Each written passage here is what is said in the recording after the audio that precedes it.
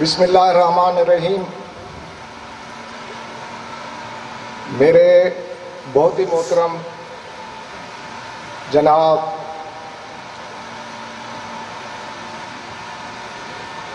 حیات نیازی صاحب، میرے فادر ان لا،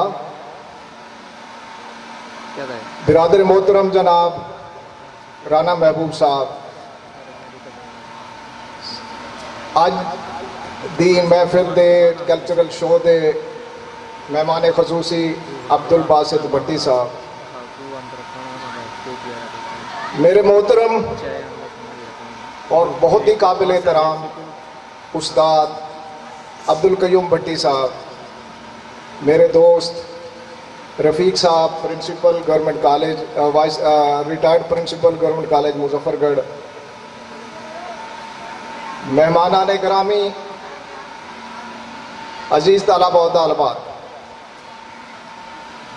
سب سے پہلے تو میں ان تمام بچوں کو دل کی اتھاہ گہرائیوں سے مبارکباد پیش کرتا ہوں جنہوں نے آج کے اس پروگرام میں جو سٹیج پہ آئے، جنہوں نے پرفارم کیا، جنہوں نے خوبصورت کلچرل سٹال جو ہے وہ اسٹیبلش کیے.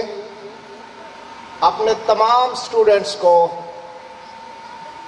بھی مبارکباد دیتا ہوں کہ انہوں نے بڑے نظم و ضبط کے ساتھ، ڈسپلن کے ساتھ وہ یہاں بیٹھے ہوئے ہیں کافی دیر سے. میں اپنے اساتذہ کو مبارکباد دیتا ہوں کہ انہوں نے بچوں کو کی تیاری میں، اس کلچرل شو کو کامیاب کرانے میں پوری اپنی جد و جہد کی، اپنی کاوشیں کی. ان کے لیے، تمام لوگوں کے لیے اور بچوں اپنے لیے بہت ساری کلیپنگ، بہت ساری.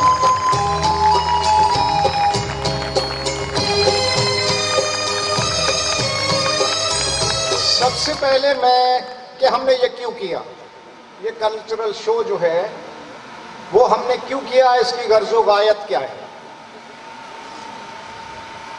اور پھر اس موسم میں جب ایک انتہائی سخت موسم جا رہا تھا، دسمبر کی سردی میں ہم نے اس کا اہتمام کیا.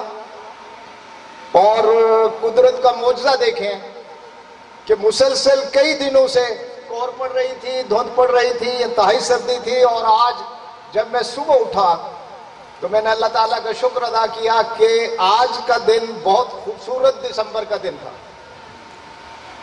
اب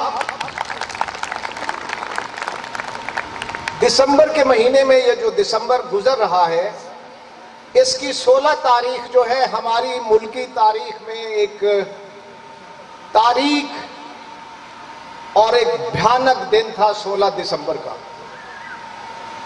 16 دسمبر کو فال آف ڈھاکہ ہوا 71 میں. 16 دسمبر کو اے پی ایس پشاور کا حادثہ ہوا جس میں خولا سمیت، جو کہ 4 سال کی بچی تھی، اس سمیت پرنسپل وہاں کی، وہ 150 کے قریب بچے، بچیاں، اساتذہ، سیکیورٹی گارڈ اس میں شہید ہوئے. یہ واقعے، دونوں واقعات 16 دسمبر کے واقعات ہیں. میں ایمان کی حد تک اس بات کا قائل ہوں کہ اگر ہمارے سماج میں، ہمارے تعلیمی اداروں میں اس طرح کے کلچرل شوز اور دوسروں کی جو شناختیں ہیں ان کا احترام کرنا سکھایا جاتا تو نہ 16 دسمبر ہماری تاریخ میں واقع ہوتا اور نہ 16 دسمبر فال آف ڈھاکہ ہوتا. فال آف ڈھاکہ کی بنیاد ایک ثقافتی قدر کو مٹانے کے لیے کی گئی. اس کی بنیاد، پہلی اینٹ جو رکھی گئی، بنگالیوں کو جو پہلا شہید دیا گیا وہ بنگالی زبان کے مسئلے پر دیا گیا کہ وہ زبان کی شناخت مانگ رہے تھے. ثقافتی، یہ میں ٹیچر سے، اپنے اسٹاف سے ریکویسٹ کروں گا کہ بچوں میں ڈسپلن، اور جو باہر بچے ہیں ان کو بلا لیں اندر ہی. ٹیچر سے، بچے بعد مت گھومیں، ادھر آ جائیں، ڈسپلن کو دیکھ لیں ذرا. 16 दिसंबर अगर बंगालियों को ये शनाख्त हम तस्लीम कर लेते कि जुबान की जो एक सकाफती उनकी पहचान थी, एक आइडेंटिटी थी, एक शनाख्त थी, हमने उस पे उनको पहला शहीद दिया, हमने गोलियां चलाई। इसी तरह अगर सकाफती अकदार को हम तस्लीम कर लेते और हम ये मान लेते कि यहां जो फिरका वारियत है वो किसी बुजुर्ग की एक राय की बुनियाद पे है, दीन की बुनियाद पे नहीं है, तो एपीएस का वाकया ना होता, हमारे मदरसों से टेररिस्ट तैयार ना होते, नफरतें ना बोई जाती हैं और नफरतों के निशान सुसाइड बम्बिंग की सूरत में हमारे सामने ना आते। ये जो कल्चर है, कल्चर्स की बुनियाद ऐसे ही है जैसे जमीन से निकलने वाले फूलों के गुलदस्ते होते।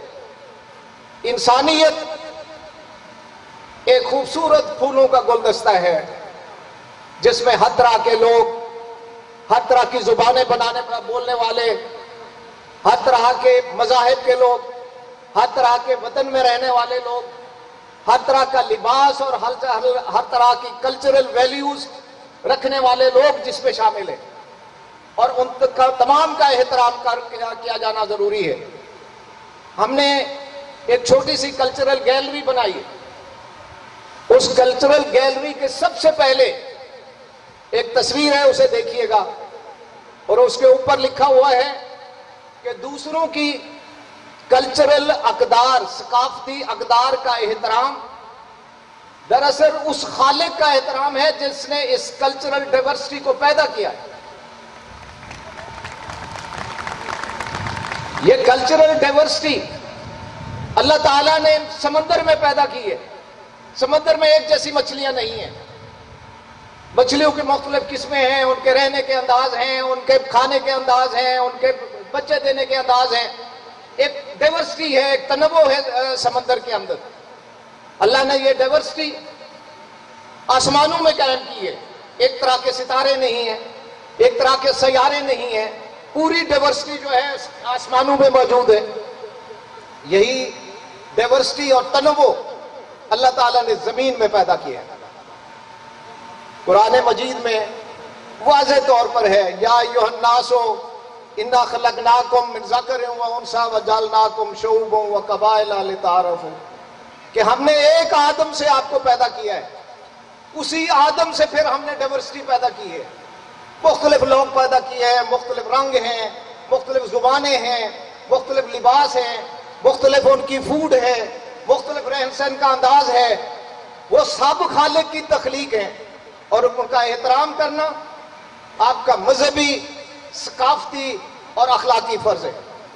जब हम इस सकाफती अकदार का एहतराम नहीं करते, हम लोगों को सकाफत की बुनियाद पर, जुबान की बुनियाद पर, मजहब की बुनियाद पर, लिबास की बुनियाद पर जब हम नफरतें सिखाते हैं तो उसका नतीजा नफरत की आखिरी शक्ल में कहता हूं कि वो इंसानी जिस्म के गुब्बारे में जब इतनी नफरत भर जाती है तो वो गुब्बारा फटता है और उसी को हम सुसाइड बम्बिंग कहते हैं। अपने बच्चों को अगर हमने, क्योंकि ये मैं समझता हूं कि ये जो एजुकेशन है, यूनिवर्सिटी एजुकेशन, ये टर्मिनल एजुकेशन है।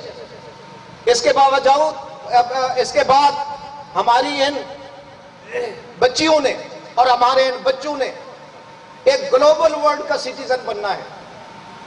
इस ग्लोबल वर्ल्ड के सिटीजन में इनमें से कल कोई मल्टीनेशनल कंपनी का इंशाल्लाह चीफ एग्जीक्यूटिव होगा, कल कोई इनमें से किसी मल्टीनेशनल कंपनी में काम कर रहा होगा जहां मुख्तलिफ सकाफतों के लोग, मुख्तलिफ मज़ाहिब के लोग, मुख्तलिफ फिरकों के लोग काम कर रहे होंगे। इन बच्चों को हमें सिखाना होगा कि आपने मोहब्बत के साथ इस्लाम का खूबसूरत नुमाइंदा बन के कैसे ग्लोबल विलेज में जिंदगी बसर करनी है, और वो नफरत की बुनियाद पे नहीं होगी, वो मोहब्बत की बुनियाद पे होगी और वो इंसानियत की बुनियाद पे होगी। तो इसके लिए हमने ये सारा एहतमाम किया है। और दूसरा एक यहां हमने एक कल्चरल डिपिक्शन है। یہ بچے کدھر جا رہے ہیں؟ ٹیچرز مہربانی کریں ان کو. دوسرا ایک پینافلیکس ہے, اس پہ لکھا ہوا ہے انڈرسٹینڈنگ کلچرل ڈائیورسٹی.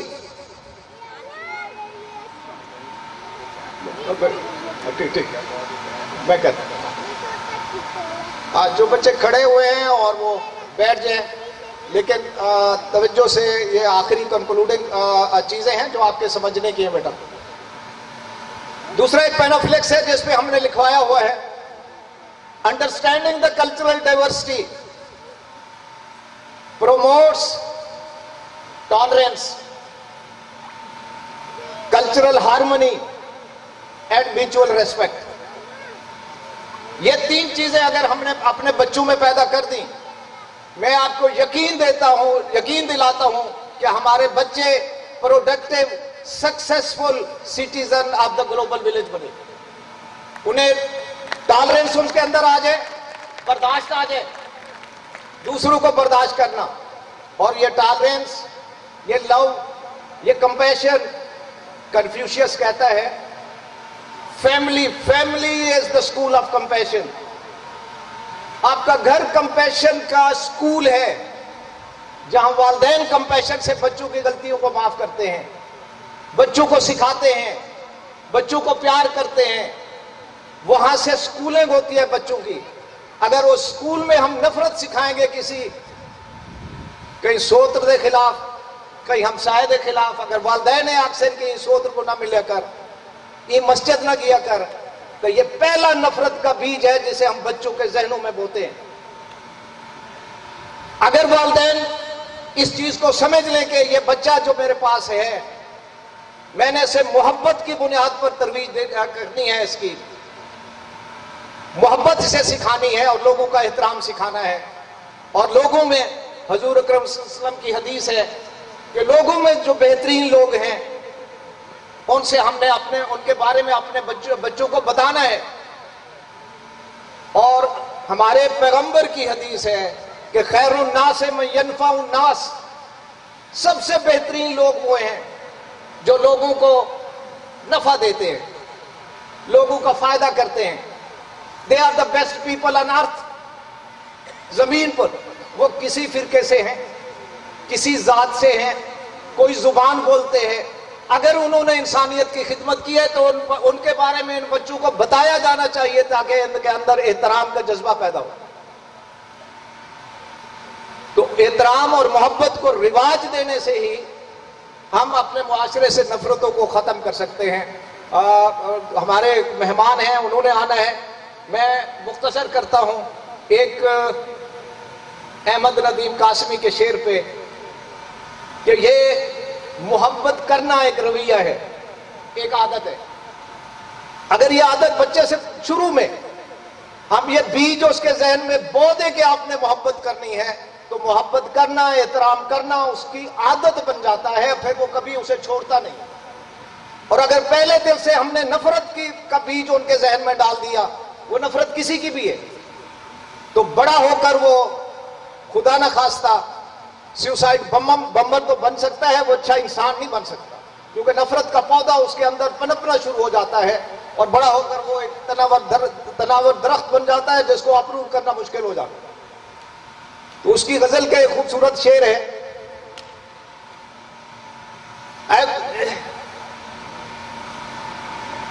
اب تو محبت کرنا آ جائے تو دشمن پہ بھی پیار آتا ہے. اب تو دشمن کے ارادوں پہ بھی پیار آتا ہے. اب تو دشمن کے ارادوں پہ بھی پیار آتا ہے. تیری الفت نے محبت میری عادت کر دی. اب تو دشمن, یہ خوبصورت غزل ہے, میں آپ کو سنا دیتا ہوں. میں لٹریچر کا اسٹوڈنٹ ہوں اور یہاں لٹریچر کے اسٹوڈنٹس بیٹھے ہیں. یہ بڑی خوبصورت غزل ہے احمد ندیم قاسمی کی. جب تیرا حکم ملا ترک محبت کر دی, دل مگر اس پہ وہ دھڑکا کہ قیامت کر دی. تو اسے کس طرح میں اظہار محبت کرتا, لفظ سوجھا تو معانی نے بغاوت کر دی.